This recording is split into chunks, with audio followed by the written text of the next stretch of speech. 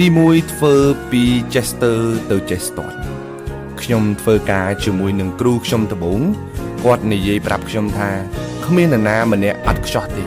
បើយើងគិតថាធ្វើអ្វីទៅបានផលហើយល្អប្រសើរសម្រាប់ជីវិតរបស់យើងគឺយើងចាប់ផ្ដើមធ្វើទៅគ្មានអ្នកណាខំប្រឹងមួយថ្ងៃបានផលនោះទេ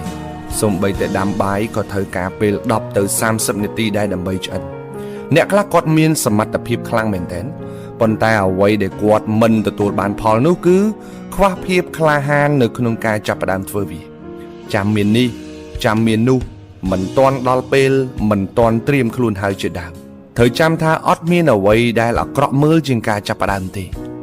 គ្មានអ្វីលំបាកជាងការចាប់ផ្ដើមទេហើយក៏គ្មានអ្វីដែលអស្ចារ្យជាងការចាប់ផ្ដើមដែរកុំចាំចេះស្ទាត់ចាំចាប់ផ្ដើមរៀនធ្វើតិចតិចតក់សឹមទៅធ្វើបដារៀនបដារហូតទៅដល់ចេះស្ទាត់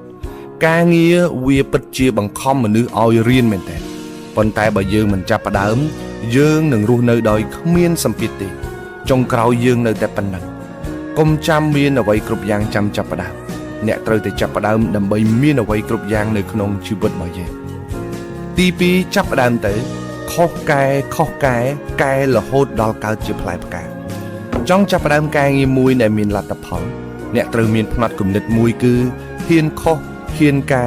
ហ៊ានទទួលយកការពិតកុំបោះបង់កុំប្រៀបធៀបគ្មានការចាប់ផ្ដើមណាដែល perfect 100% ទេហើយក៏គ្មានអ្នកណាធ្វើអីភ្លាមចេញលទ្ធផលល្អភ្លាមនោះដែរ